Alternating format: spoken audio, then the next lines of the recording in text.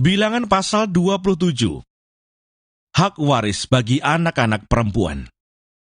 Kemudian mendekatlah anak-anak perempuan Selafehat bin Hefer, bin Gilead, bin Makir, bin Manasye, dari kaum Manasye bin Yusuf. Nama anak-anaknya itu adalah Mahla, Noah, Hogla, Milka, dan Tirsa, dan berdiri di depan Musa dan Imam Eleazar, dan di depan para pemimpin dan segenap umat itu dekat pintu kemah pertemuan, serta berkata, "Ayah kami telah mati di padang gurun, walaupun ia tidak termasuk ke dalam kumpulan yang bersepakat melawan Tuhan, ke dalam kumpulan Korah. Tetapi ia telah mati karena dosanya sendiri, dan ia tidak mempunyai anak laki-laki. Mengapa nama ayah kami harus hapus dari tengah-tengah kaumnya, oleh karena ia tidak mempunyai anak laki-laki? Berilah kami tanah milik di antara saudara-saudara ayah kami." Lalu Musa menyampaikan perkara mereka itu ke hadapan Tuhan. Maka berfirmanlah Tuhan kepada Musa, "Perkataan anak-anak perempuan Selafehat itu benar. Memang engkau harus memberikan tanah milik pusaka kepadanya. Di tengah-tengah saudara-saudara ayahnya, engkau harus memindahkan kepadanya hak atas milik pusaka ayahnya.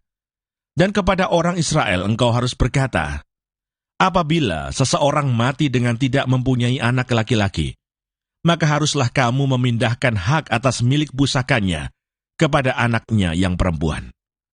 Apabila ia tidak mempunyai anak perempuan, maka haruslah kamu memberikan milik pusakanya itu kepada saudara-saudaranya yang laki-laki.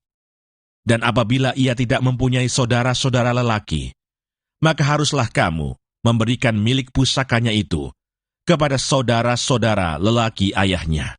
Dan apabila ayahnya tidak mempunyai saudara-saudara lelaki, maka haruslah kamu memberikan milik pusakanya itu kepada kerabatnya yang terdekat dari antara kaumnya, supaya dimilikinya.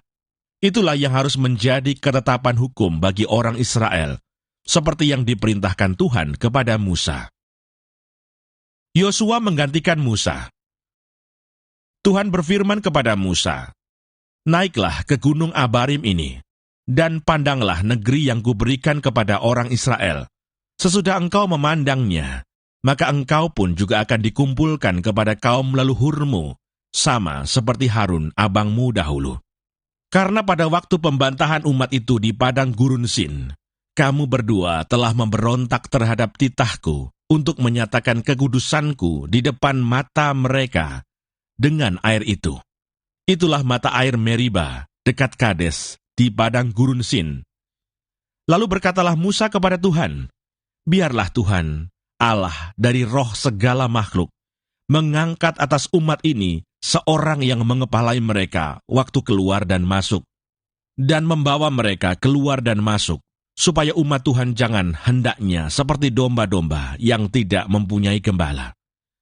Lalu Tuhan berfirman kepada Musa, "Ambillah Yosua bin Nun, seorang yang penuh roh, letakkanlah tanganmu atasnya.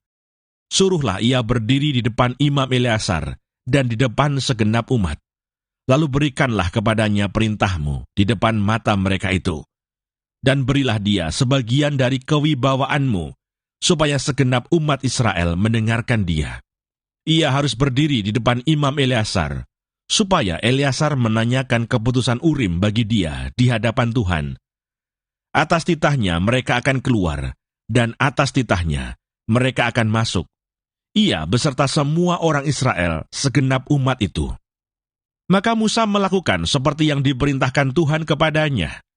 Ia memanggil Yosua dan menyuruh dia berdiri di depan Imam Eleazar dan di depan segenap umat itu.